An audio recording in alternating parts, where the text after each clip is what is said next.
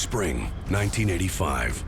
A number of separate attacks in Southern California may not be as random as they first appeared. We were fairly certain that they were connected to some way just because of the firearms evidence.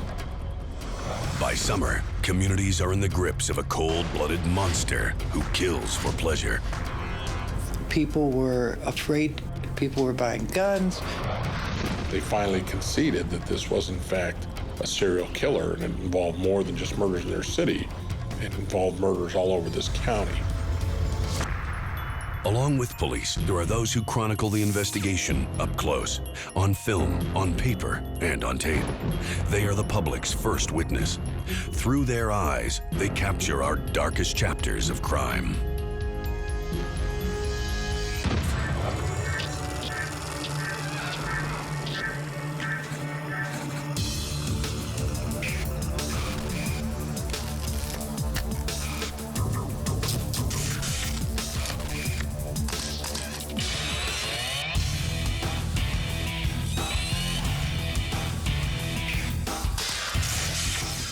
What's up, Panic Fam? I'm Hannah, and if it's 2 a.m., the lights are off and the popcorn is gone cold, you know, it's Panic TV time. Welcome.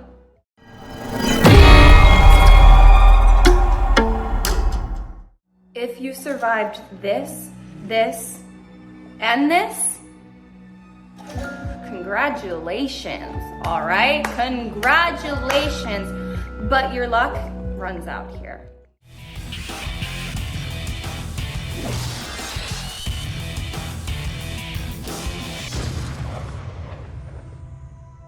Often called 100 suburbs in search of a city, Los Angeles County is the largest of its kind in the country.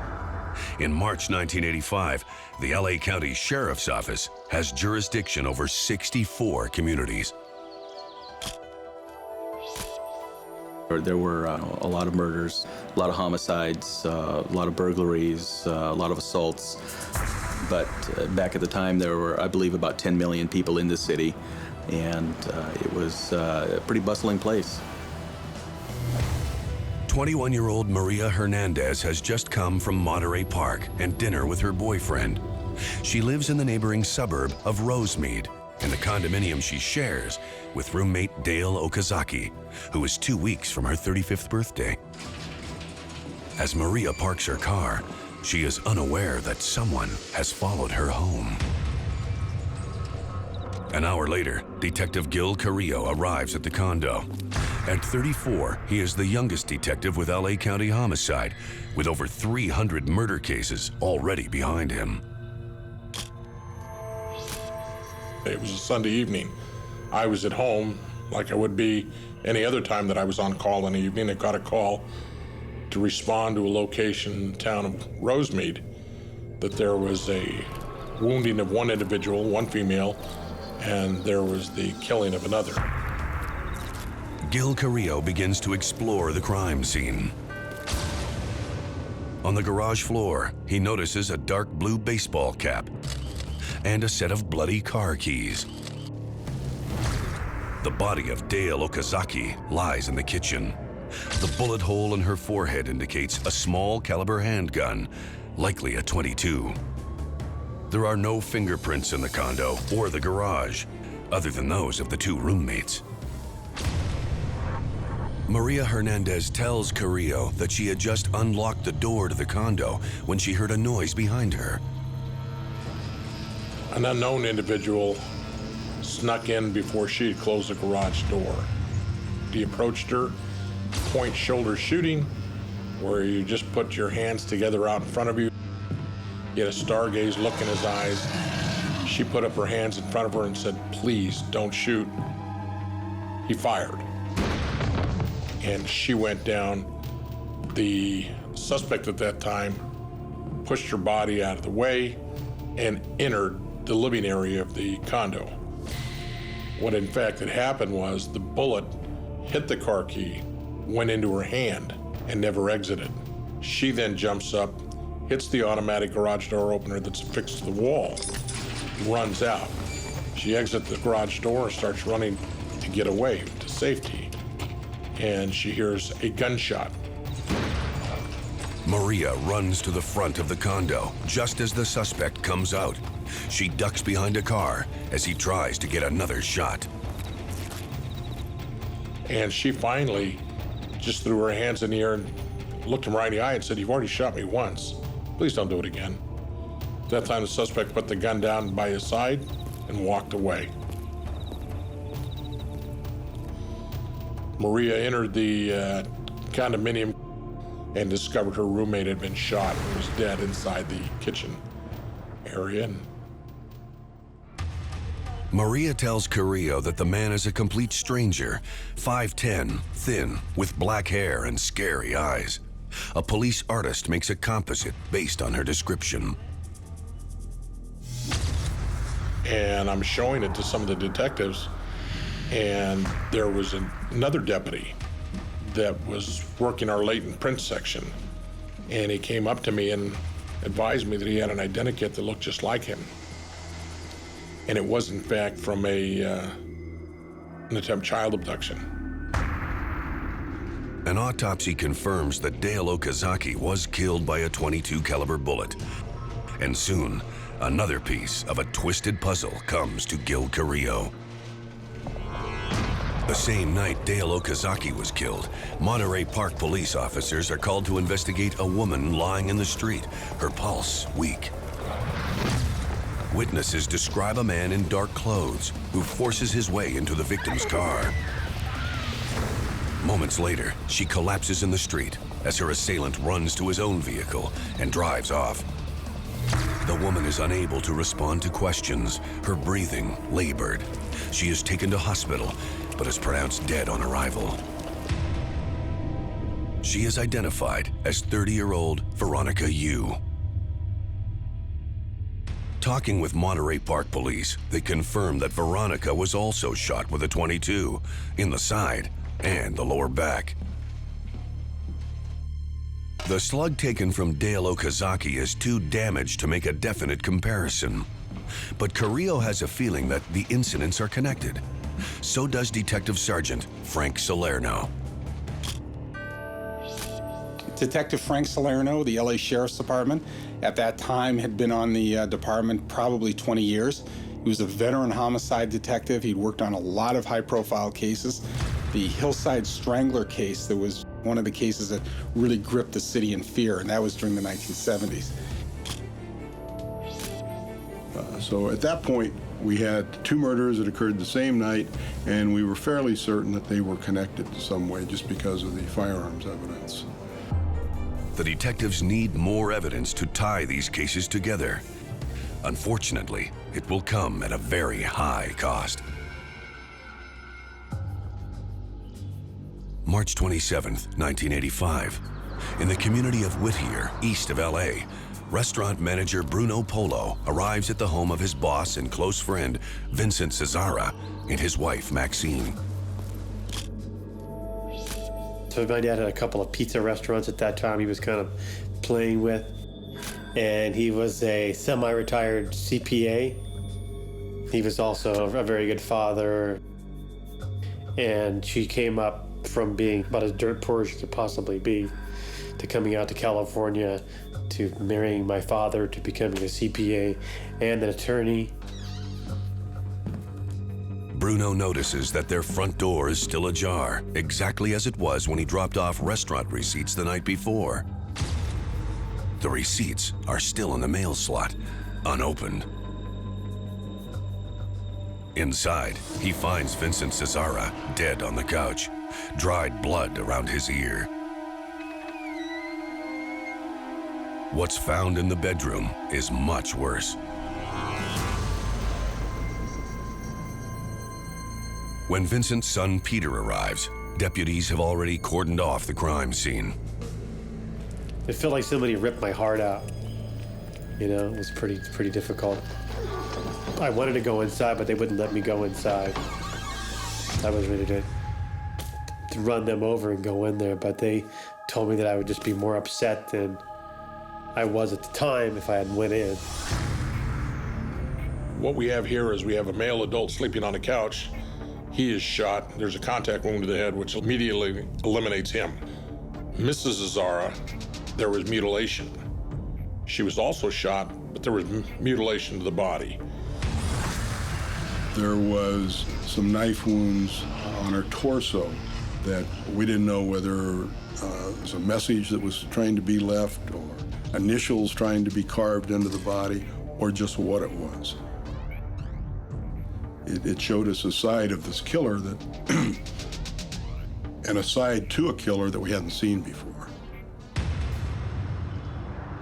Investigators find several shoe prints in the backyard.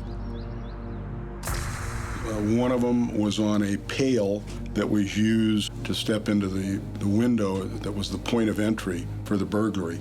There were other footprints in dirt along a flower bed that the killer, as he walked and prowled the property, left those in the flower bed. Shoe prints that would be on the top of a metal pail or a plastic pail, they were collected like you would collect a fingerprint. They were dusted with fingerprint dust, and with tape, they were lifted off of the area that you could see the print, and then that tape was put onto a card. An autopsy shows that Vincent 𝙀𝙬 died from a single gunshot to the head, while Maxine was shot 3 times in the head and neck. Multiple stab wounds and slashes to her body were inflicted after she was dead. It's not just like a simple murder. It's kind of, that's how it affected us more severely than it would have, say, if somebody just came up and shot somebody. You know, I mean, okay, that's one thing, right? But if you go through all this, you know, all this mutilation and so forth, it just kind of makes the whole thing worse. Both victims have been killed by a .22 caliber weapon, but bullets cannot be matched conclusively with those from the first 2 murders. There is a link, however. A suspect described in 3 sexual assault cases is similar to the man described by Maria Hernandez, including his foul odor. A shoe print found in wet cement at one of the assaults matches the print in the 𝙀𝙬 backyard. With no absolute proof, Carrillo and Salerno have a gut feeling that the 𝙀𝙬 murders are the latest in a series of brutal crimes perpetrated by the same man. If we had a gun, we could sit there and say yes, or if there was something more, but so we're looking at 3 different murders now, but not enough to really connect any of them. But it was close enough to where we went on the assumption that it was the same firearm used in the first 2 cases. So within a couple of weeks, we knew that we had a serial killer out there. To what degree, we didn't know. April 1985. At the Los Angeles County Sheriff's Office, homicide detectives have set up an informal task force to track down leads in 3 shootings that may be the work of the same suspect. They have been unable to identify the distinctive shoe print lifted from the yard of murder victims Vincent and Maxine 𝙀𝙬, but it matches a similar print found at the scene of a recent attempted abduction in Los Angeles. Detectives in Monterey Park still hunt for the man who shot Veronica 𝐂𝐿 in her car. Initially, the city of Monterey Park felt that that was a boyfriend-girlfriend dispute. They did not believe that it was related to anything that we were working on in the county area. April 13th, 1985. In Monterey Park, 66-year-old Bill 𝙀𝙀 helps his wife Lillian get ready for bed. A stroke 2 years ago has confined her to a wheelchair. Early morning, April 14th. A fire truck pulls up to the 𝙀𝙀 home. A man, barely able to speak, has called 911. Firefighters find Lillian 𝙀𝙀, her face swollen, a thumb cuff on her left hand. Her husband, Bill, is unconscious. Mr. 𝙀𝙀 is sleeping by himself in one room.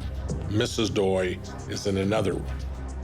And on that particular case, again, he goes in, shoots the adult male, and it appears that he's trying to eliminate the obstacle to get to his lust, which was the female.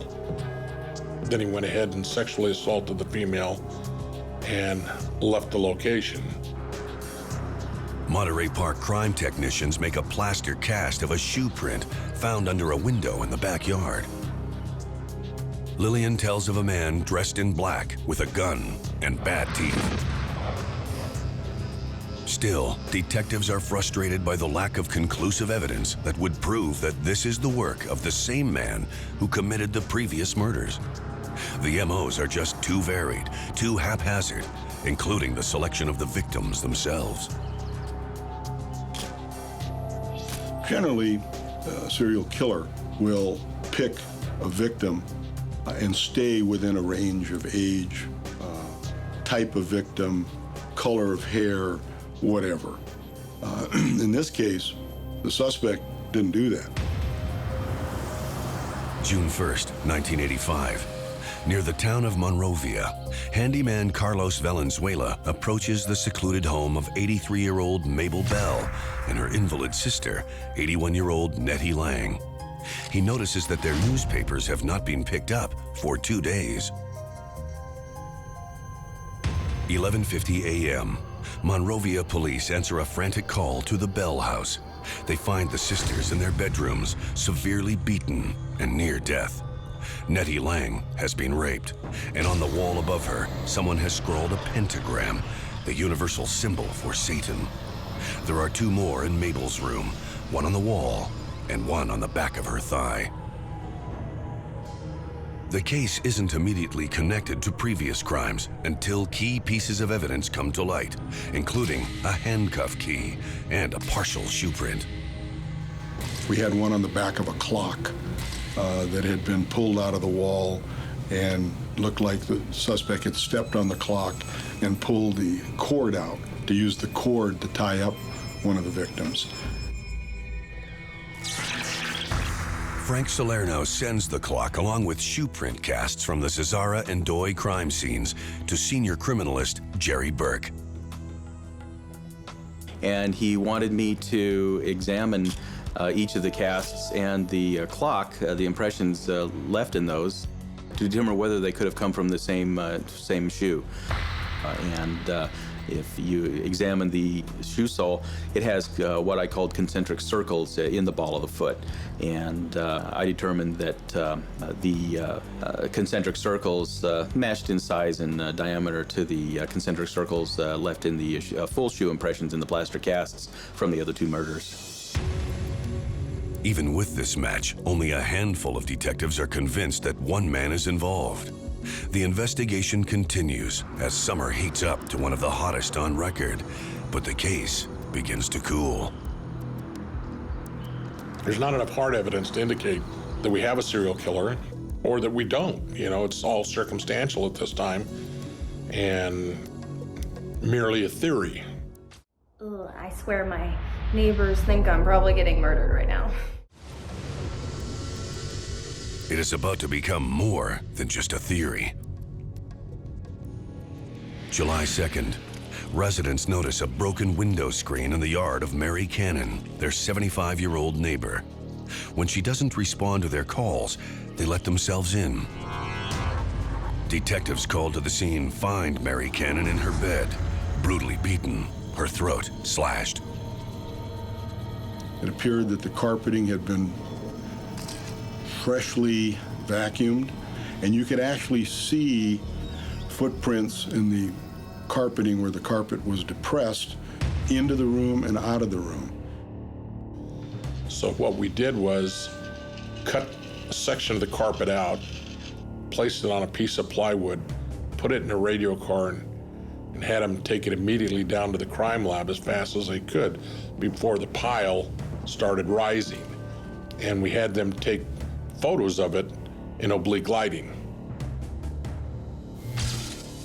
Photographs show a clear imprint that matches the size and pattern of those taken from the other crime scenes. So that takes us all the way back to the early cases with the shoe print. While it is clear that the prints are the same, detectives still don't know the make of the shoe or how many different perpetrators are out there wearing them. The investigators were going around to shoe stores trying to determine what kind of shoe was causing this impression. And at the same time, we happen to have a student worker from Colorado State University who was doing an internship, and she played volleyball for Colorado State. And she happened to look at one of the impressions and said, "Oh, that's an 𝐂𝐫𝐢𝐸." In 1985, the 𝐂𝐫𝐢𝐸 aerobic shoe is a brand new product designed in Portland, Oregon.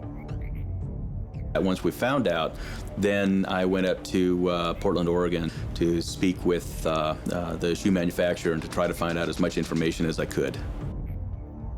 While the list of similarities grows, evidence is still circumstantial.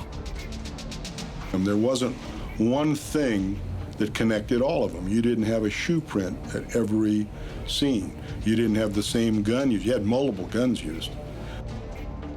If you look at profilers and the FBI in particular, there's two types of serial killers, organized and disorganized, and the suspect we were looking for crossed the lines, did both, did everything.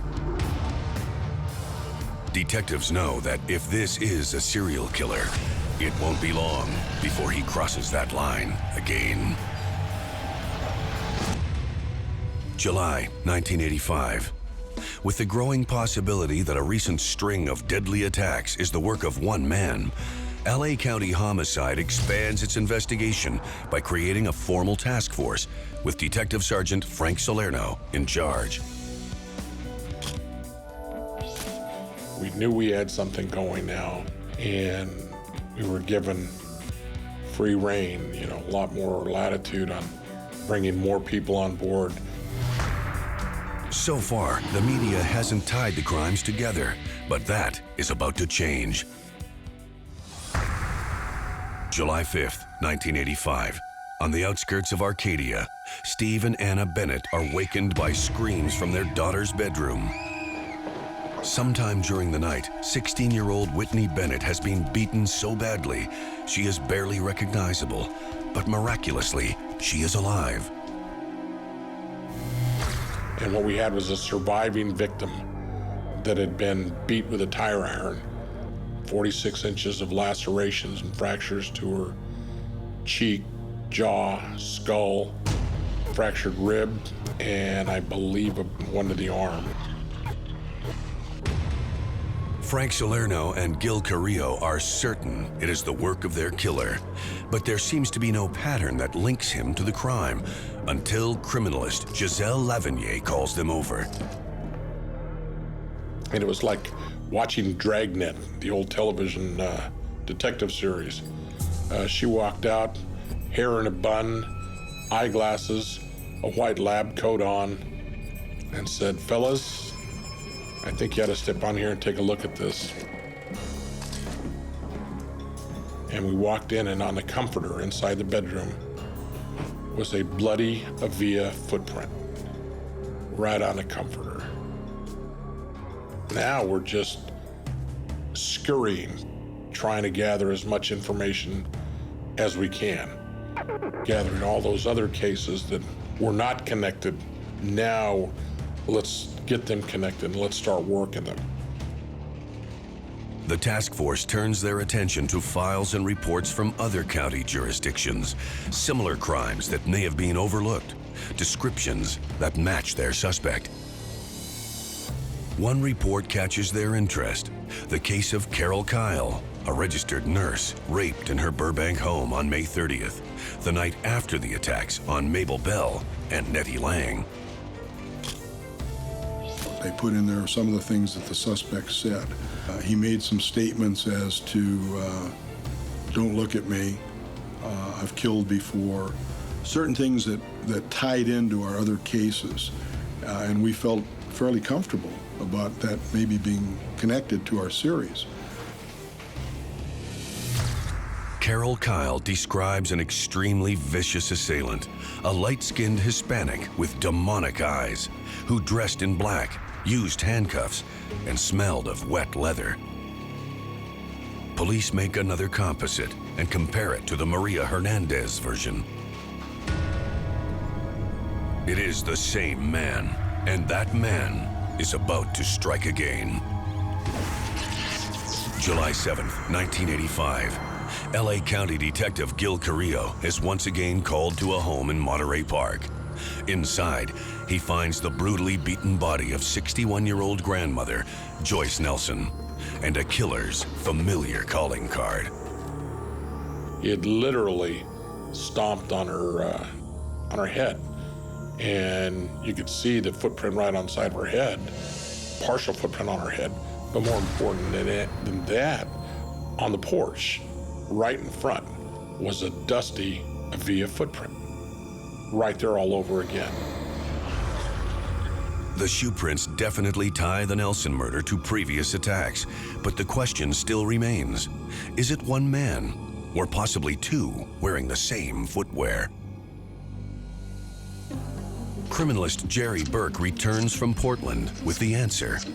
According to the designer, only 1,354 𝐂𝐫𝐢𝐦𝐞 aerobic shoes have been distributed in all of the United States. Of which 6 pair ended up in the state of California, 1 pair ended up in the city of Los Angeles. And so now we're saying, okay, everybody, this is what we're looking for. You know, very distinct shoe. It is proof of what 𝐂𝐫𝐢𝐦𝐞 𝐒𝐭𝐤 and Frank Salerno have been saying all along. They are looking for only one man. They finally conceded that this was, in fact, a serial killer, and it involved more than just murders in their city, and it involved murders all over this county.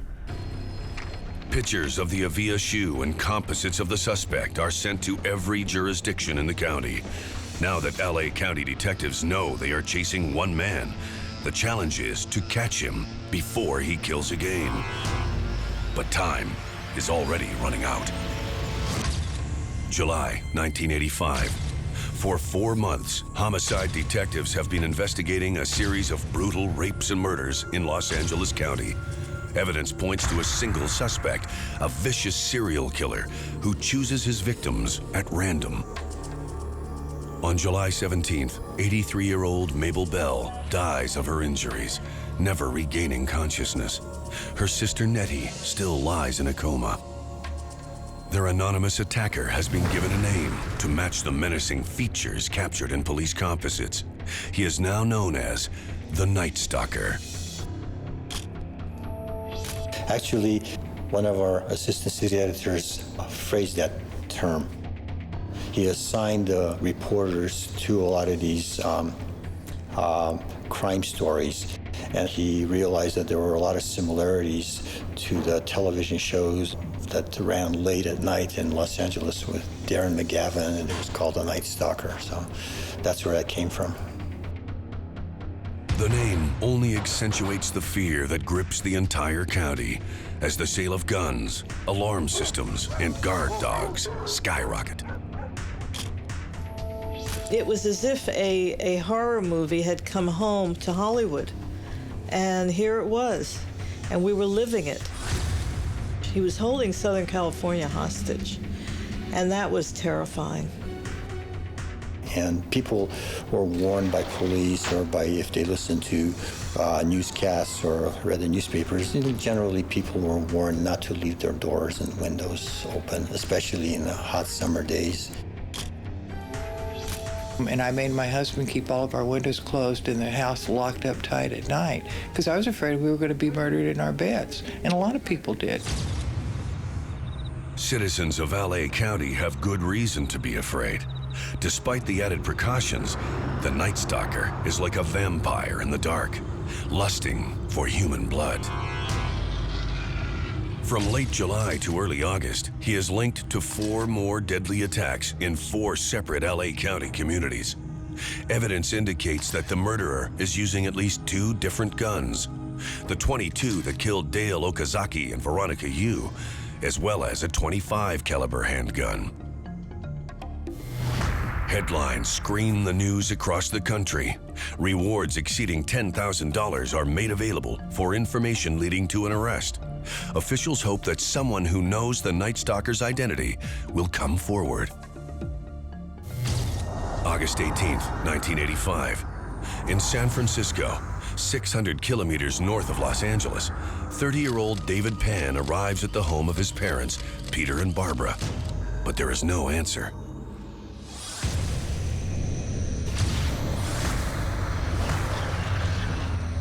When LA County detectives get word of the murder, they call their counterparts in San Francisco.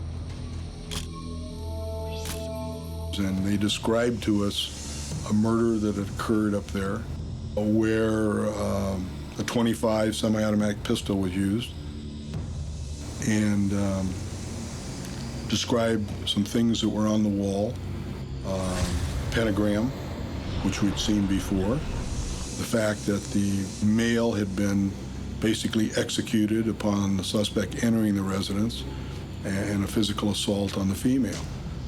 And we flew up to San Francisco that very same day and went to the scene, looked at the location, spoke with the investigators, and after that, there was no doubt in our mind that that case was connected to our series. With news of his presence in Northern California, the Night Stalker now holds an entire state under siege. But within a week, new evidence will give LA County investigators their first major break in the case. The evening of August 24th, 1985, in the city of Mission Viejo in Orange County, 13-year-old James Romero works on his motor scooter in his parents' garage. He notices an orange Toyota drive by with its lights off. Later, when the vehicle returns, the boy takes note of the license plate as it goes by. That same night, a man identifying himself as the Night Stalker shoots 29-year-old computer specialist Bill Carnes and rapes his 27-year-old fiancée, Carol Smith. The couple is taken to hospital, where surgeons successfully remove 2 .25 caliber slugs from Bill's brain. Then when the news hit that there was an attempted murder in the area, this young boy contacted the authorities and said, here's a license plate number of a guy. That license plate number came back to a stolen vehicle. That vehicle was recovered in Los Angeles County. And that vehicle, he'd adjusted the mirror and left a thumbprint on the backside of the mirror. It is a major breakthrough, and they are about to get another. Someone is willing to share the identity of the Night Stalker for a piece of the $80,000 reward. Jesse Perez is a small-time hustler who often hangs out at the LA bus depot with a professional burglar from El Paso with bad teeth and a fondness for Satan and heavy metal music. He knows the man only as Rick. Perez also gives them the name of the man who buys Rick's stolen goods, a dealer named Felipe Solano.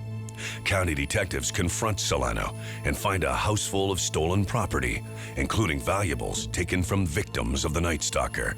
But like Perez, Solano does not know the El Paso burglar's last name. So, at this point in time, we know we're looking for somebody by the name of Richard, Ricky, or a nickname of El Despeinado, which means the uncombed one. Meanwhile, San Francisco investigators are getting a few breaks of their own. After releasing descriptions of jewelry stolen from the Pan residence, police are contacted by 2 San Francisco residents who realize they have some of the pieces in their possession. They have been asked to hold the jewelry by an acquaintance, a burglar with stained teeth, known to them only by his first name, Rick. They refer detectives to Armando Rodriguez, the friend who first introduced them. When police threaten to charge him as an accessory to murder, Rodriguez decides to cooperate. Finally, the police have a name and a possible identity to go with it. August 1985. After 5 months of investigation and numerous brutal assaults, LA County detectives have a thumbprint that they believe belongs to the notorious Night Stalker. They also have a name, Richard Ramirez. Pouring through LA County arrest files, they find a match to the print taken from the stolen Toyota in Orange County. The file also includes a mugshot.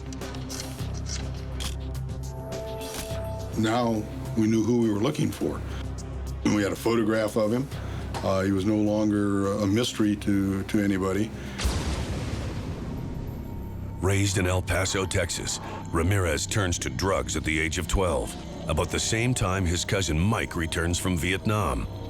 The ex-Green Beret has brought home pictures and stories of rape and torture that young Richie finds fascinating.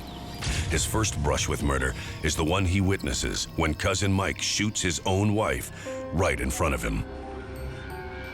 Yeah, Ramirez never really worked at any point. Never really had a permanent residence. Lived in small hotels down around Skid Row, used stolen cars, used the Greyhound bus depot a lot, kept a locker down there where he kept certain things, guns and things like that, and was basically a street person. Now, Ramirez is the subject of a nationwide manhunt. The decision was made that they would immediately release the photograph and name of the suspect to protect the public, and that was done the next morning. We felt that we could have him in custody in a very short time because we knew a lot about him at that point. Saturday morning, August 31st, 1985. Detectives Frank Salerno and 𝐂𝐫𝐢𝐸𝐿 coordinate a stakeout for murder suspect Richard Ramirez in an area that includes the LA bus station. We didn't know he was out of town at the time. He was actually in Arizona trying to visit a brother that lived in Arizona. Coming home, had no knowledge of this big break in the case. So we're on the outside looking for him to come in.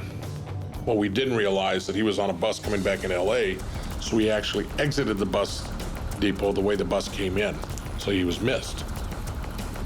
He went into a liquor store not just a few blocks away, saw his picture on the front page of a newspaper, jumped on the local transit system bus, and was identified by one of the passengers who got off, called the cops. Richard knew he had been identified now, and chase was on. And it's like a scene out of the movies. He's on the bus, and people start looking at him and turning around. They're reading the newspaper, and they start pointing at him. They're saying, it's him, it's him. And he gets off the bus, runs across the freeway, and there's a big pursuit going on. Jose Burgoin is working on his lawn in East LA when he first sees the man in black. My dad was out here watering his front yard, and some guy came and jumped over the fence right over here, ran across the street, jumped this fence, went back there and tried to steal a Mustang. And when he didn't succeed, he jumped back and ran across the street and tried to steal another lady's car that was, and my dad ran across the street and helped get him out of the car. And then he proceeded running up the street, and he was running like from that van. He was about right here where this white car is, and me and my brother joined in, and we caught him over here about half a block away, and that's where we tackled him. He was perspiring, he looked tired, and he was on the floor, just breathing very heavily until police arrived. I had no idea at the time that he was the Night Stalker, Richard Ramirez. News of the Night Stalker's capture by the very people he terrorized seems somehow fitting as a crowd gathers at the police station where Ramirez is first taken. I think that there was a sense of empowerment for the people of Los Angeles, that they were able to capture him, and that it was plain, ordinary people that did it. Next thing you know, there's 20 and 30 and 40 different, television and still photographers and radio and everybody else, not just from our local media, but from all over the world. We had people from Japan, Australia. Inside the station, detectives Carrillo and Salerno introduce themselves to the man they have been tracking for 5 months. His comeback was, I know who you are. And I never had a suspect tell me that before, especially one that we had been pursuing for so long. And that just confirmed the fact that he had been following the cases by reading them in the newspaper. By the time police make arrangements to transfer Ramirez to county jail, the crowd outside the station has grown to almost 1,000. I'd never seen that before. I mean, it's almost like an Old West scene where you've got the guy in jail and the crowd's there to lynch him. If you could slap one character for their dumb decisions, who would it be? Huh? Go on. Vent in the comments. I can't wait to read. It was a swarm of officers, and they got him out of the back or side door of the building, and they were walking him towards us. And there were so many police officers around him that you couldn't see his face. And then I got like 2 seconds. I snapped off, I don't know, 3, 4, 5 pictures, and that was it. Richard Ramirez did have this eerie-looking glance that when he looked at people, sort of, you know, with his eyes, and like, it kind of looked sinister.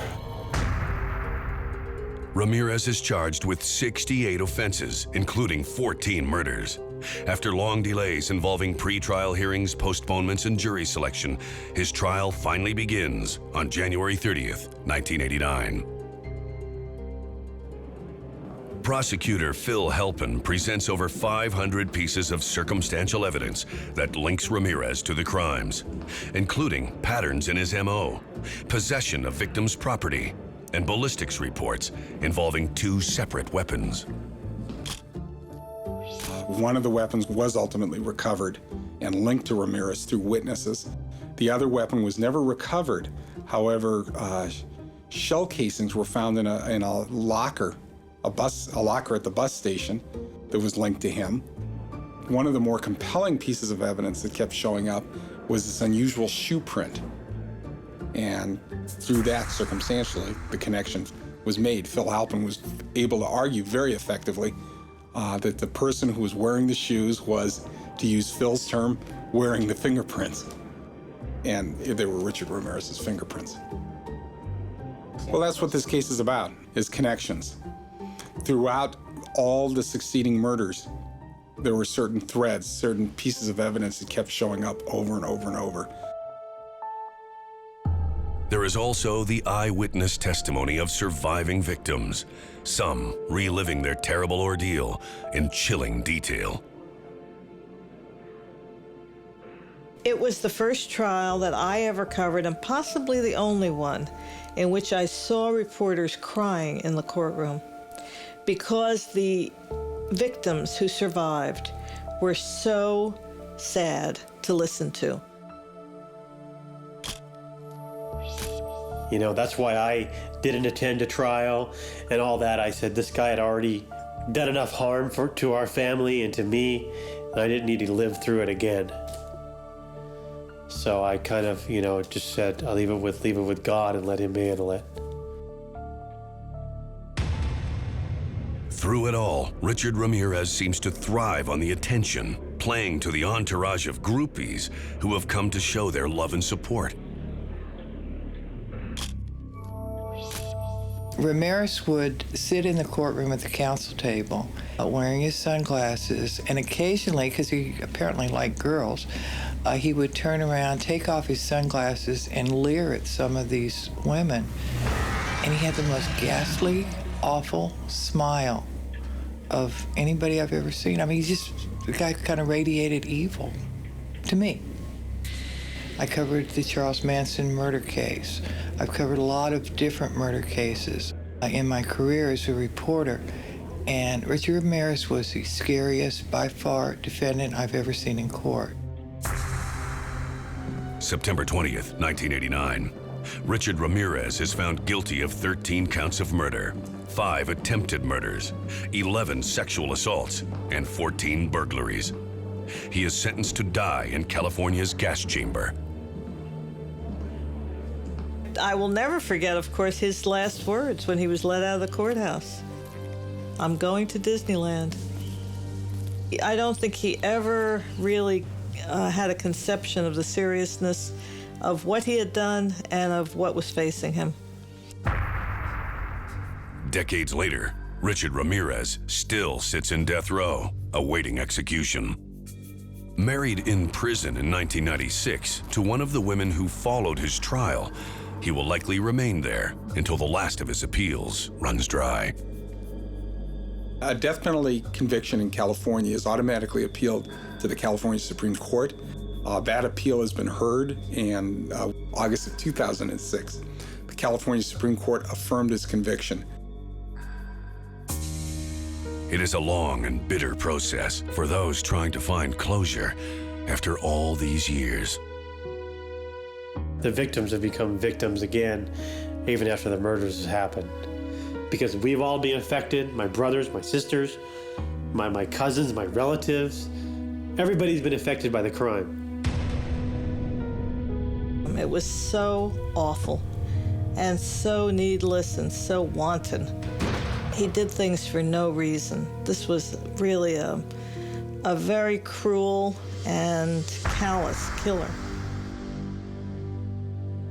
Here's a guy that was, by his own admission, said that he wanted to go down as the greatest serial killer, ever. And then if he wouldn't have been caught, he'd have just kept on killing. Be honest. Did you watch the last scene through your fingers? Comment yes or no.